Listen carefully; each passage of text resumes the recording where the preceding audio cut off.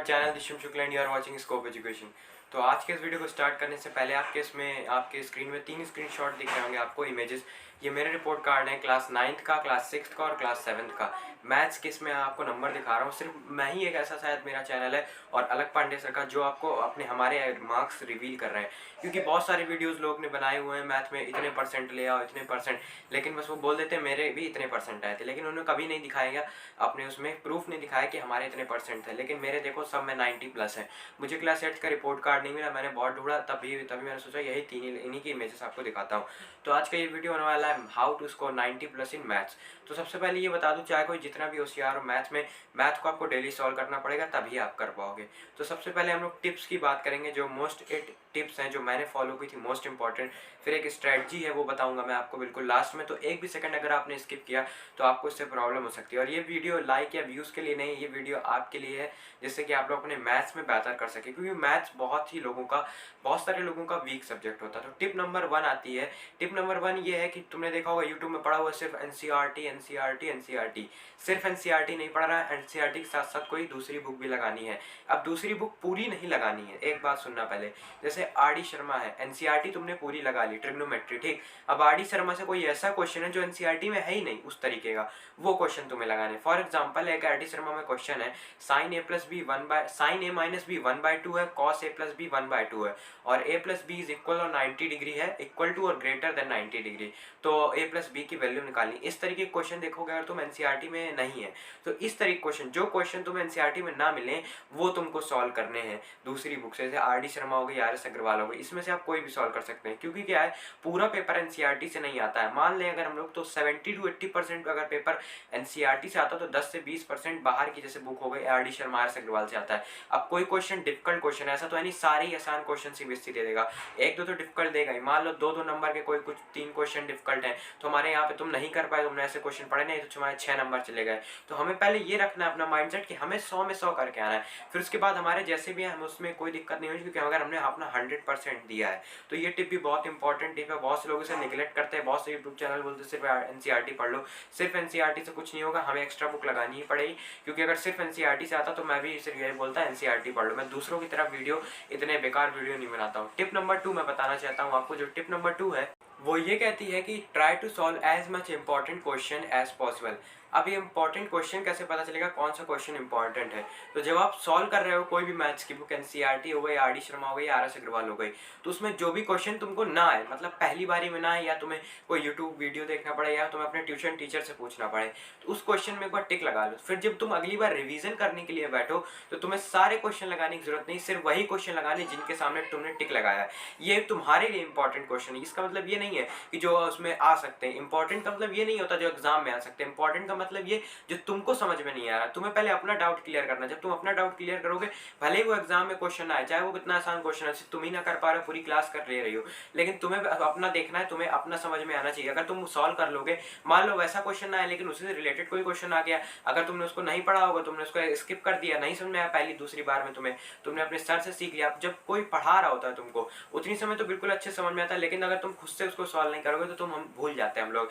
ये मेरे साथ भी हुआ है कई बार ऐसा। मैंने सोचा कि चलो ये क्वेश्चन तो नेगलेक्ट करते हैं, नहीं आएगा ऐसा लगा, वही एग्जाम में आ गया। तो कोई भी क्वेश्चन ऐसा हो जो आपको टफ लगे उसके सामने आप टिक लगा लीजिए, जिससे कि अगली बार जब भी आप उस क्वेश्चन को या उस एक्सरसाइज को सॉल्व करने जाए तो आप सिर्फ वही क्वेश्चन सॉल्व कीजिए जिनके सामने टिक लगाओ। तो टिप नंबर 3 है, solve at least 1 time previous year question of every chapter.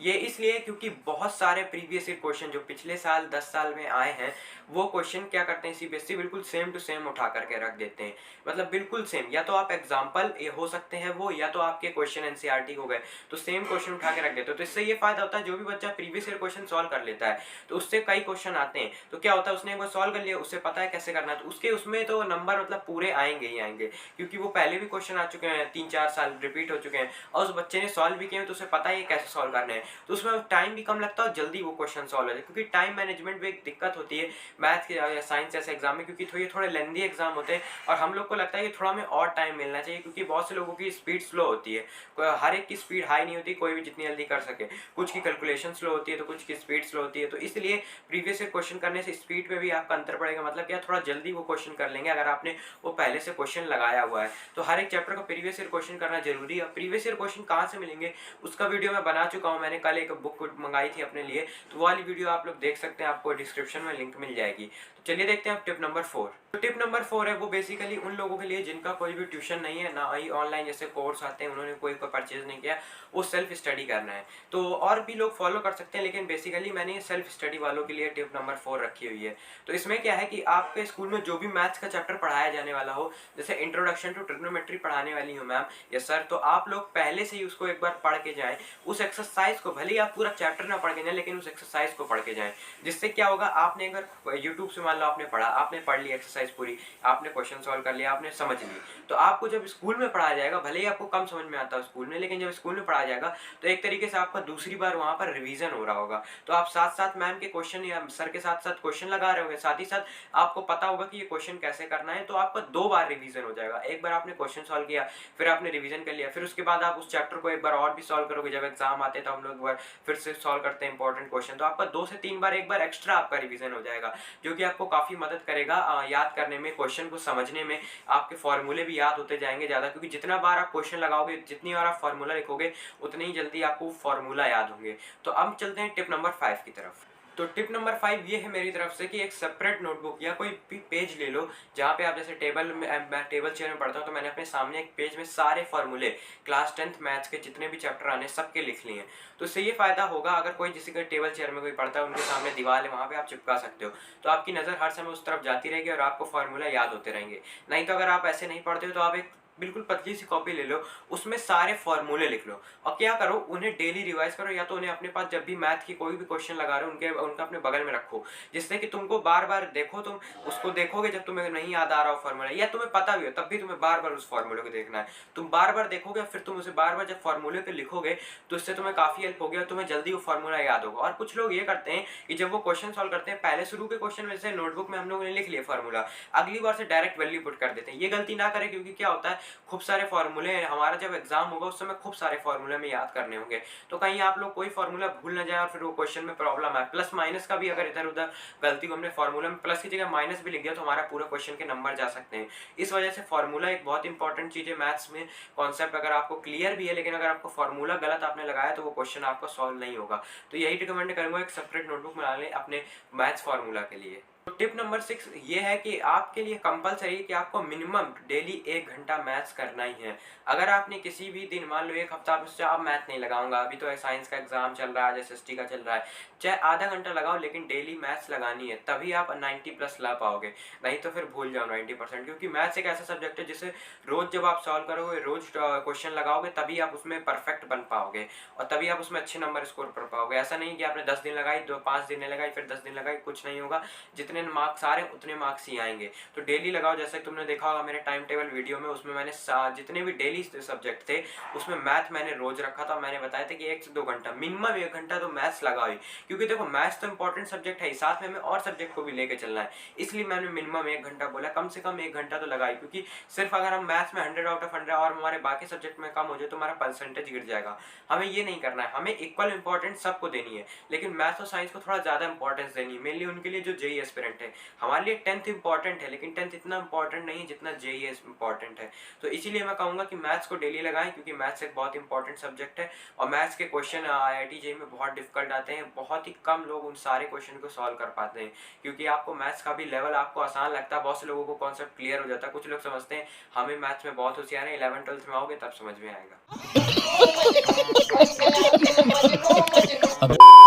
जब भी तुम कोई वीडियो देख रहे हो, जो टिप नंबर 7 है, और ऑनलाइन वीडियो देख रहे हो, कोई भी तुमने कोर्स खरीदा, कोई भी टीचर तुम्हें मैथ पढ़ा रहे हैं, तो जब वो सॉल्व कर रहे हो कोई भी क्वेश्चन, उस वीडियो को पॉज करके पहले तुम सॉल्व करो, फिर उनको सॉल्व करने दो। क्योंकि क्या होता है, जब वो सॉल्व कर रहा होता है कोई भी टीचर हमारे सामने क्वेश्चन मैथ का, उतनी समय तो हमें बड़े आसान, हाँ ये तो ऐसे होगा, मुझे बिल्कुल समझ में आ गया। लेकिन वही मैं 5-6 दिन बाद अगर आपके एग्जाम में आ गया या हमने पूछ लिया किसी ने भी क्वेश्चन, फिर वो आप नहीं लगा पाते हो। तो ये क्या होता है कि उतनी समय उन्होंने सॉल्व किया, आपने सॉल्व नहीं किया है, उन्हें उन्हें समझ में आया, आपको समझ में आ गया उतनी समय के लिए, क्योंकि उतनी समय वो सॉल्व कर रहे थे, आपके सामने स्क्रीन में पूरा फार्मूला सब कुछ लिखा हुआ था, सोल्यूशन, तो आपके दिमाग को समझ में आ गया, हाँ सब समझ में आ रहा है। उसके बाद आप भूल गए, तो पहले उस क्वेश्चन को आप तुम खुद से लगाओ, फिर उसके बाद वो टीचर है जिसको तुम वीडियो देख रहे हो वो सॉल्व करो, तभी ये मैथ्स में ये बहुत इंपॉर्टेंट टिप है। ये फॉलो करके मेरे 15 से 20 नंबर इंक्रीज हुए, क्योंकि 5th तक मेरा इतना अच्छा रिजल्ट मैथ में नहीं रहा था, लेकिन मेरे एक सर ने मुझे ये कुछ टिप्स बताई थी, वही टिप्स मैं तुम्हारे साथ शेयर कर रहा हूँ।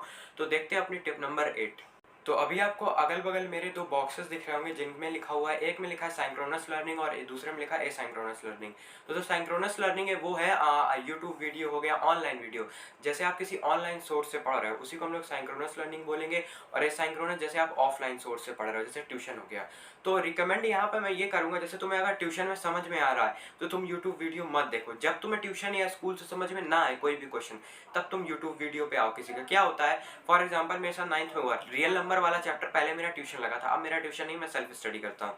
तो 9th में क्या था, जो रियल नंबर मुझे जो मेरे ट्यूशन सर ने पढ़ाया उतनी समय मुझे सब बिल्कुल अच्छे समझ, मैंने सोचा एक बार यूट्यूब से भी देख लेते हैं। जब मैं यूट्यूब में देखना गया तो क्या था, वहाँ पे से मैंने रेशनल नंबर नहीं निकालने होते कि इसका रेशनल नंबर निकालो, इससे के इसके बीच में कितने रेशनल नंबर होंगे, तो मेरे सर ने फ्रैक्शन में लिखवाए थे, वो पॉइंट में ले आ रहे थे, कोई जो दूसरे सोल्यूशन से कर रहा था, कोई दूसरे सोल्यूशन से कर रहा था, कोई अलग को कॉन्सेप्ट लगा रहा था, कोई अलग लगा रहा था, तो वहाँ पे मुझे प्रॉब्लम हो गया, मैं कंफ्यूज हो गया। तो एक चीज फॉलो करो, या तो अपने ऑफलाइन वाला, अगर तुम्हें ऑफलाइन समझ में आ रहा है तो ऑफलाइन, अगर ऑनलाइन समझ में आ रहा है तो ऑनलाइन, और इसे चेंज तब करो जब तुम्हें दोनों से समझ में ना आए। जैसे कि ऑफलाइन में तुम्हें सर पढ़ा रहे हैं तुम्हारे और तुम स्कूल में पढ़ रहे हो, दोनों में वो सवाल तुम्हें कोई क्वेश्चन समझ में नहीं आया, तब तुम यूट्यूब पे आओ, क्योंकि यूट्यूब पे फिर तुम्हें खूब सारे लोग मिल जाएंगे जो कोई ना कोई तुम्हें एक्सप्लेन कर देगा, ठीक है। तब तुम यूट्यूब पे आओ। अगर तुम यूट्यूब से पढ़ते हो तो ऑफलाइन में ज़्यादा जाने की कोई ज़रूरत नहीं, किसी से कोई सवाल पूछने की ज़रूरत नहीं। अगर वो वैसा ही कॉन्सेप्ट बता रहा हो जो तुमने यूट्यूब में पढ़ा हुआ है तब तो सही है, लेकिन अगर वो उससे कुछ अलग बता रहा है, आंसर भले उसका सेम आ रहा हो लेकिन उसने अलग प्रोसीजर फॉलो किया है, तुम्हारा कुछ अलग प्रोसीजर है, तो फिर उसमें तुम्हें प्रॉब्लम आ सकती है। मेरे साथ ये 9th में हुआ था, बट PA1 के एग्जाम में, लेकिन तब भी फिर 1 हफ्ते 2 हफ्ते में मुझे समझ में आ गया कि मैं ये गलती कर रहा हूँ, तो मैंने फिर यूट्यूब बंद कर दिया था और मैं अपने टीचर पे ही फोकस करा, क्योंकि टीचर मेरे काफ़ी अच्छा पढ़ाते थे। तो तुमने देखा होगा मेरे 20/20 आए हैं PA1 में। तो ये थी हमारी टिप। अब स्ट्रेटजी की बात करते हैं। तो स्ट्रेटजी देखो तुम्हें खुद से बनानी पड़ेगी, प्लीज़ किसी भी स्ट्रेटजी फॉलो मत करो, ये बिल्कुल बकवास होता है। जो लोग स्ट्रेटजी डालते हैं 95% बेस्ट स्ट्रेटजी, ये वो, दूसरों की स्ट्रेटजी फॉलो करने से अच्छा खुद की स्ट्रेटजी बनाओ। स्ट्रेटजी क्या होती है, तुम्हें कितने टाइम में कौन सा चैप्टर कंप्लीट करना है, तुम्हें आज क्या पढ़ना है, तुम्हें कल क्या पढ़ना है, तुम्हें कितने प्रीवियस ईयर क्वेश्चन किस चैप्टर के लगाने हैं, तुम्हें आज क्या करना है, यही तो स्ट्रेटजी होती है। और क्या स्ट्रेटजी होती है, जब तुम पढ़ोगे नहीं, स्ट्रेटजी देखते रहोगे तो कुछ नहीं होगा। एक टीचर तुम्हें 5-5 घंटे 8-8 घंटे वीडियोस बना रहे हैं, पढ़ा रहे हैं तुमको, उनके वीडियोस ना देख करके आजकल के स्टूडेंट स्ट्रेटजी वीडियोस ज़्यादा देख रहे हैं। उन्हें लगता है स्ट्रेटजी वीडियोस देखने से उनके नंबर बढ़ जाएंगे, पढ़ोगे कुछ नहीं तो स्ट्रेटजी से कुछ नहीं होगा। ये जो लोग स्ट्रेटजी वाली वीडियो बनाते हैं ना, जो कहते हैं मुझसे अच्छी वीडियो यूट्यूब में नहीं दी होगी, ये वो, तो ये बस तुम्हें पागल बनाते हैं। इनका काम होता है पैसे कमाना, व्यूज़ लेना, बस। और तुम लोग इनके बीच में जंगल में फंस भी जाते हो और पागल बन जाते हो। तो प्लीज़ ऐसा मत करो, खुद की स्ट्रेटजी बनाओ, तभी मैं तुम्हें स्ट्रेटजी नहीं दे रहा हूँ। खुद की स्ट्रेटजी बनाओगे वो बेस्ट होती है, तुम्हें पता है कि तुम्हें कैसे समझ में आता है, तुम्हें कैसे पढ़ना है। तो होप वीडियो पसंद आया, अगर पसंद आया तो अपने फ्रेंड्स के साथ जरूर से शेयर कर देना, जिससे कि तुम्हारे फ्रेंड्स को भी थोड़ी सी हेल्प मिल सके जिनकी मैथ्स कमजोर है। तो मिलते हैं नेक्स्ट वीडियो में, तब तक के लिए थैंक्स फॉर वॉचिंग, जय हिंद।